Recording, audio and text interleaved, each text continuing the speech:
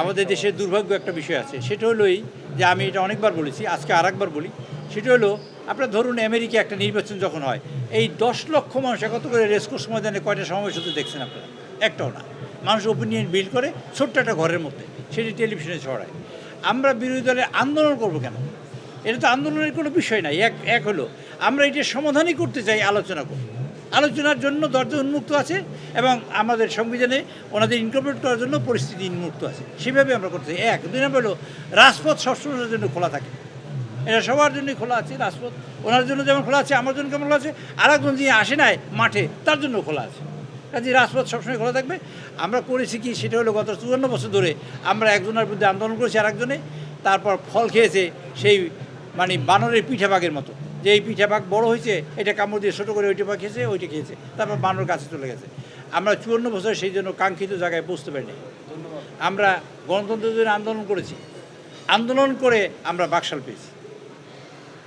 পঁচাত্তর আমরা বাকশাল পাইনি, গণতন্ত্রের আন্দোলন করে, যুদ্ধ করে, জীবন দিয়ে আমরা বাকশাল পেয়েছি। আবার স্বৈরাচার এসছে, আবার বেগম খালেদা জিয়া সেটা যুদ্ধ করে আবার গণতন্ত্র ফিরিয়ে নিয়ে এসছে, আবার স্বৈরাচার এসছে। অপটিক্যাল ব্রাইটেনার, কালার গার্ড এবং জার্ট লক সমৃদ্ধ অ্যাডভান্স ফর্মুলায় এলো নতুন রে ডিটারজেন্ট পাউডার। আবার তারেক রহমানের কাঁধে পড়েছে। কাজে আপনাদের বুঝতে হবে, আমরা চেষ্টা করছি দেশটাকে বাঁচাবার জন্য সবাই মিলে ঐক্যবদ্ধভাবে। যারা বিপদগ্রস্ত ছিলাম, জেল জুলুম খেটেছি, আয়নাঘরে গিয়েছি, জেলে গিয়েছি, অত্যাচারের শিকার হয়েছি, নির্যাতনের শিকার হয়েছি, গুমের শিকার হয়েছি, তারা নিশ্চয়ই এমন কিছু করবে না যে সেই সুযোগ দিয়ে আর কেউ সেই সুযোগ নেবে, সেটা আমরা প্রত্যাশা করি না।